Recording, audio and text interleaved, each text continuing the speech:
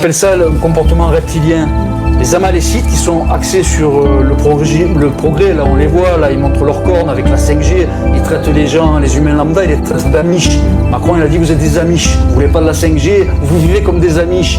C'est parce que ces gens, Macron est un amalécite, c'est un transhumaniste.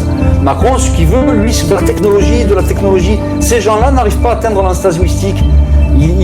Ils arrivent à charger leur premier creuset instinctif, ils chargent leur creuset analytique, ils sont très performants au niveau instinctif et analytique, mais ils n'ont rien au niveau émotionnel ni spirituel.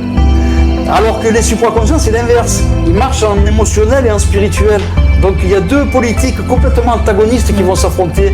Les supraconscients ont accès au futur, ils voient exactement ce qui va se passer, alors que les reptiliens amalécites ont une très grande technologie, mais ils ne savent pas se servir des flashs précognitifs, ils n'ont pas de CD. Enfin, ils en ont, mais très peu. D'accord.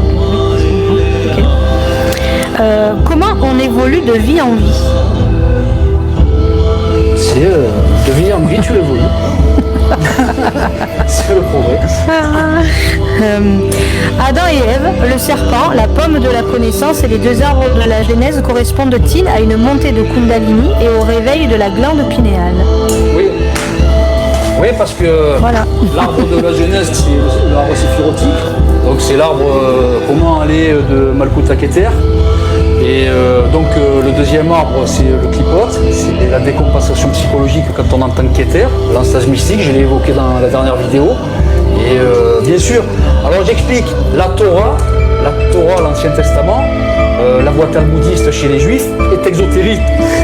Exotérique justement, on en parlait tout à l'heure de l'exotérisme et de l'ésotérisme. Le Talmud, l'explication rabbinique de la Torah est exotérique, c'est-à-dire c'est la lecture de surface.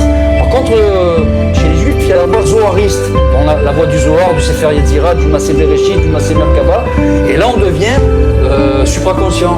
Donc, quand tu étudies par exemple la Torah, l'Ancien Testament, il faut savoir que si tu n'as pas le sod, tu ne pénétreras jamais le sens caché des Écritures. Tu auras accès à la lecture de surface. Point. Alors qu'un zohariste, un rabbin kabbaliste de très haut niveau, il a le sod, possède le sod, il a atteint Keter, il a accès au futur, il a accès au voyage astral, au flash précognitif, il a des facultés supranormales. Donc forcément, lui, il sait lire l'Ancien Testament avec le sens profond des Écritures. Ça n'a rien